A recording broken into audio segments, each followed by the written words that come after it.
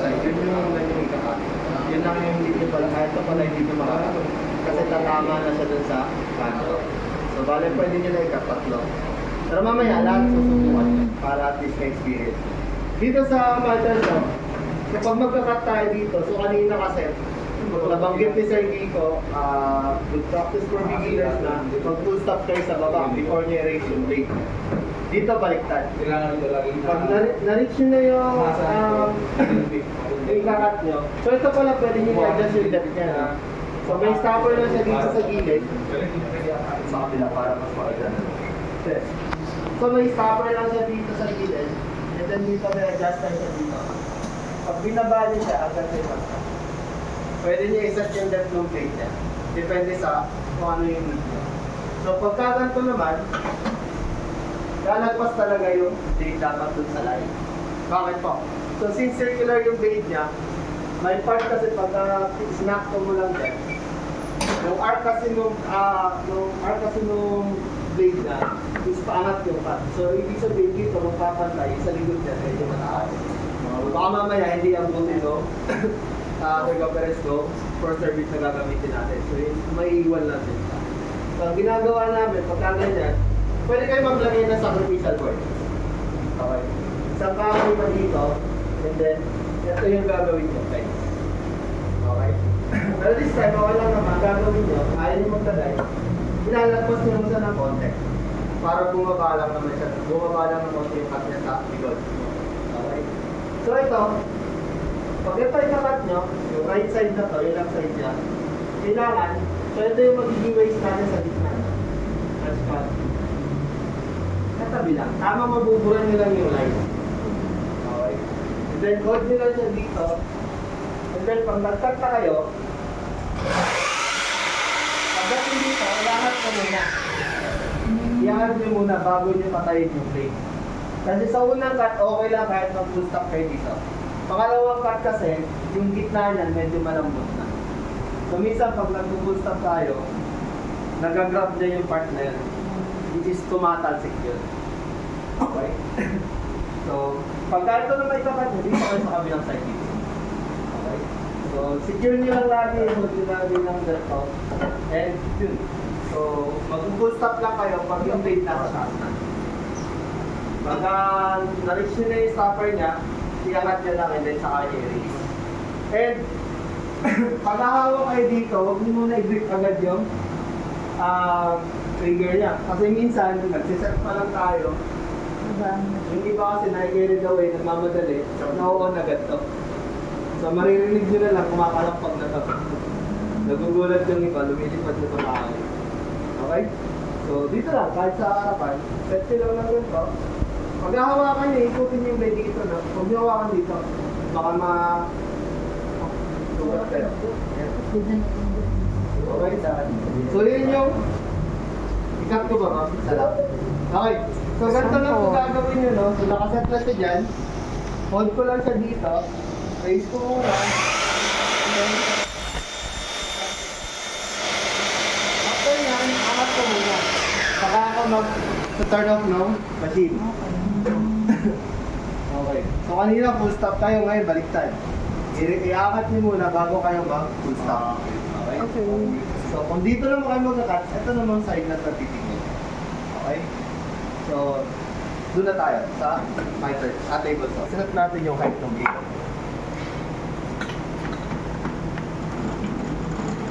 Ito kagandahan nito. Kasi pantay na yung cut niya. Unlike nun kasi, is nakasandal siya sa fence, talagang hindi nagpapantay.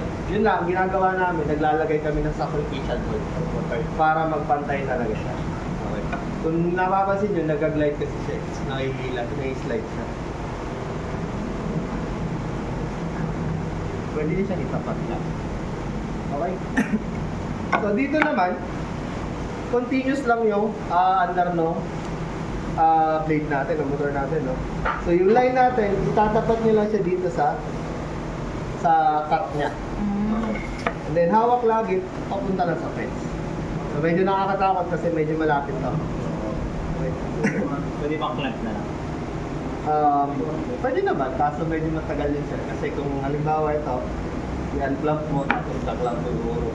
Pero ito naman, kahit di mo siya hawakan dito, basta i-secure mo Kabilang tong side side. na. Yeah. Oo. Hindi po ako. Walang problema. Pero ako mas gusto ko mahawakan nyo dito para at least hindi kayo gaano natatakot. The more kasi na natakot kayo, gamitin yung machine, mas lalo kayong tawag ito, maka-aksidente kayo. Okay? Try nyo lang, dyan naman ako mamaya eh. Okay. So, yun. Push-pull method lang naman to. Pagka-cut, pagdating dito, pull nyo lang. And then, urong. So, dalawang cut dito mamaya, isang cut dito, isang cut din doon. So, ika-cut ko na lang po dito, no? Ito na yung bibigyan ko. Ito yung nila dito. Tapat na lang yung line dito. May tulak na lang.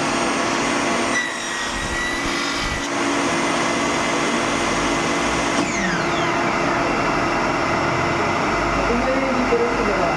Medyo sa... Ito yung sabi ko medyo mababaw yung cut dito sa likod. Kasi yung blade niya, hindi naaabot to. Okay. Pero dito ay pantay. Pero mamaya, pag putos na tayo, tatanggal naman yun. Okay. Then after nun, pag nakat na natin ito lahat, okay, proceed na tayo dun sa drill press natin. Dito. Oh.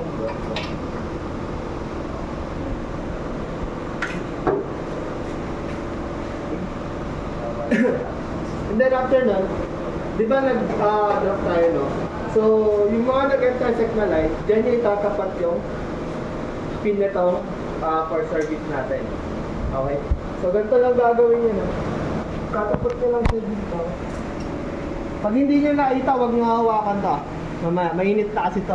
Baso kayo. Dito nyo na sa chat hawakan. Para makita nyo yung niya. Baba nyo lang. Pag natapat nyo na, punch nyo muna. Sana yung clamp na maliit. Suyo off yun. Then clamp lang natin siya dito.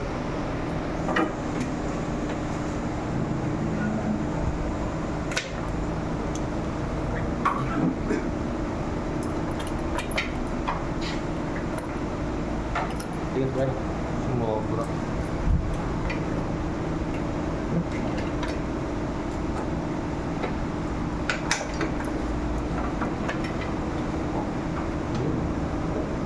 Clamp nyo lang.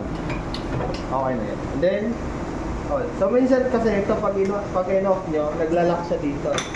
So may mahirap pinipersa. Slide nyo lang ito pataas. Mabubuksan nyo na agad yan. Then on. Tapos huwag nyo bibiglayin, no? Dahan-dahan lang.